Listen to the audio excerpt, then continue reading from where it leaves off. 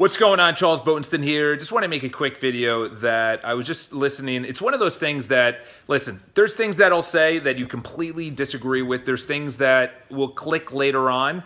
But one of the biggest things, and the reason I say that is because it's not in each video that you're going to find absolute value, but the consistency of listening to someone like Tony Robbins, perfect example. So he came out with a video and it was a while ago, and then someone re-uploaded it on a different channel, and I listened to it, and at the time I was like, I don't really understand this or whatever, and then the person re-uploaded it and I was like, oh my God. I'm like, this was amazing. And this is the crux of the video. And you could look it up, where suffering comes from. And suffering doesn't have to be as extreme as that, or the lack of confidence in an area. So say your body or your money or your health or your relationships, or you're single, or you're not getting good grades, you're not making the sports team, you're not getting the gigs if you're an actor or a musician that you want to get, whatever. I know we have Erin Morris, who's, shout out to her. One of the biggest things is, if you want more in life, this is the biggest thing, is that when you want more in life, I should say, is that you have a vision of where you want to be, what you want to do, the money or the body or the relationships. Say I want to make $1 million and I'm only making 500,000. Or we'll even do it less. Say I want to make $100,000 and I'm only making 50. Okay? So the biggest thing is your money situation. You have an idea of what you want to make. And the reason that you're unhappy is because the amount of money that you're making and the amount of money that you want to be making, should be making, are entitled to making, there's a gap. All right? So the gap is 100,000 and 50,000. If it's a significant gap, that's 2 times the amount that you should be making. If it's a significant gap, you're going to be less confident in that area. It's the same thing with your health. Say you were an athlete your entire life, and then you retire, or you graduate college or high school, and then you don't play as many sports, but you had this amazing body, and you're very active, and you're in shape, and you had tons of energy and everything else, and now you have lost it. If where you were and where you are now, there's a big gap, there's going to be suffering, because you have a vision of what you should be, on how you were. And if you don't see progress in that area, if you don't see yourself getting better, you're going to have suffering. And the suffering could be small. The suffering could be you thinking about it. Or the suffering could be large, which is depression, anxiety, where you walk around and it actually affects your health. Where your mind is more powerful. It is literally on the scale of alkaline and acidity, is as acidic as it can get, is jealousy, depression, anxiety, stress is the worst thing you can do for your body. It will challenge your body to the nth degree, and then it will break it down, and it will kill you. It will give you cancer. It will give you ulcers. It will give you hair loss.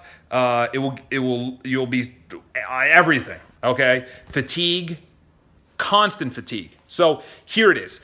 It's not to not suffer, but to understand why you have this gap of anxiety, of stress in an area. Say you have an idea that my spouse is supposed to be doing certain things and loving me, and we're supposed to be making love and laughing and traveling and da-da-da, and it's but it's not. And you're arguing all the time. You're going to have stress and anxiety in that area, because where it should be and where it is, totally different. Here's the opposite. Say you think you should be making 50,000, but you're making 100,000. You're going to be super confident in that area. You're going to walk around and be like this all day long. I am the best, blah, blah, blah. And that's the thing, is that you have to then raise your standards to the 100,000, because otherwise you will actually, I'm losing the word right now, but you'll actually sabotage yourself to go back down to 50,000. I've done this many times, especially because I don't make a paycheck. I literally just make commission. So say I make 100,000 one year or more, or 200,000, whatever. Say I make a certain amount of money, but my temperature for making that amount of money hasn't caught up. I'll actually spend all of that right to where I deserve to be making that amount of money. Perfect example. Say an athlete is making 500,000, which is usually the league minimum. They're not going to be too confident. And they're either going to work their ass off to go up to the big salary of 2, 3, 4, 5, 10 million a year, or they're going to say, maybe this isn't for me, and then they'll fall out. What are you doing? Is your relationship not up to par? So instead of changing it or trying to work it out, do you just divorce, break up, leave it, not put in any effort? Same thing with work. Do you just say, this is how it is? I'm just not supposed to make the amount of money I'm supposed to be making, so I'm just gonna give up at work. I'm just gonna be a cog in the wheel? Or are you actually going out there and doing the best you can? So suffering or anything comes when the expectations of where it should be and where you are right now are not met. That's where suffering comes from.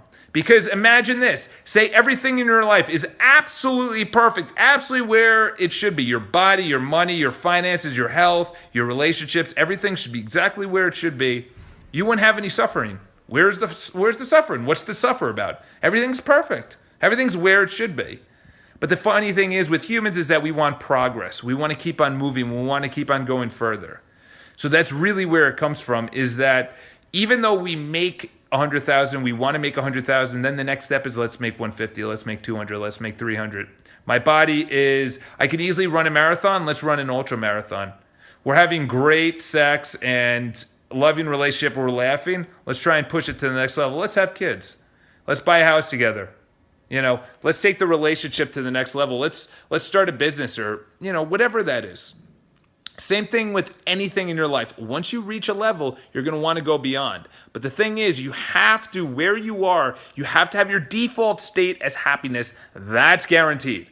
If your default state is not happiness, you'll never be truly happy because you're not appreciative of what you have right now. If you're not appreciative of what you have right now, you're never going to be appreciative when you get something of something that you want to get in the future. So say you want to get a pair of sneakers, you want to buy a house, you want to get into a relationship, you want to start your own business, you want to do something, you want to get a great body, whatever. Say you get a great body, you're in a relationship, blah, blah, blah. Whatever you want, you get, and you're not appreciative because you want to make more money or you want to have a better relationship or you want to have a better body.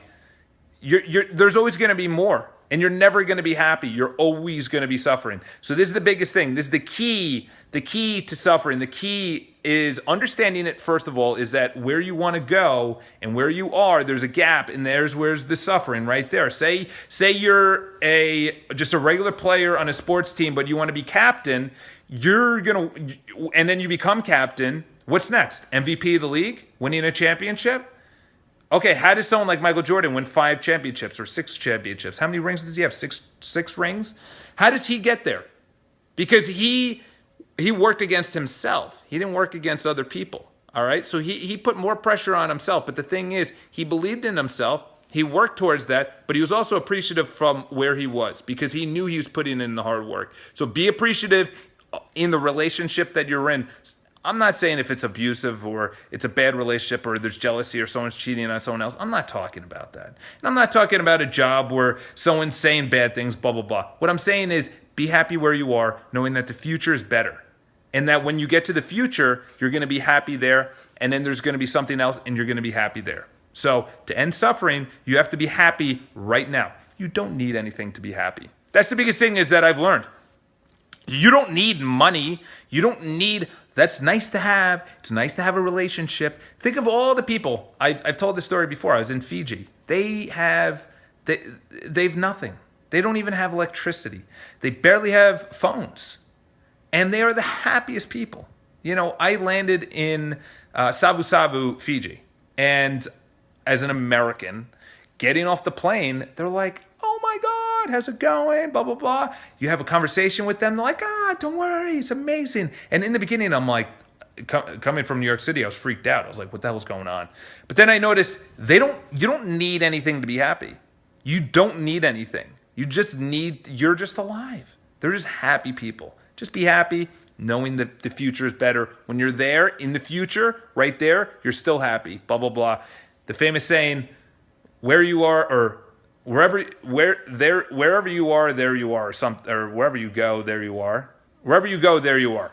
So in other words, you go to Hawaii, but you're still negative. You're bringing the negativity to Hawaii. Hawaii isn't negative. The job, and then here's another thing, and I'll just leave you on this, is that brilliant, absolutely funny thing. What's his name? Ron White, comedian Ron White, had this brilliant skit.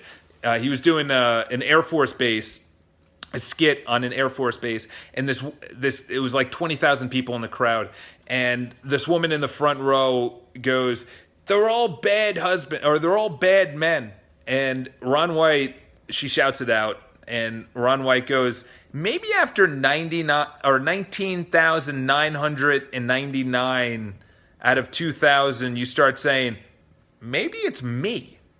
Maybe it's me. Maybe it's not the guys I'm looking to date. Maybe it's not the jobs. Maybe it's not the gyms or the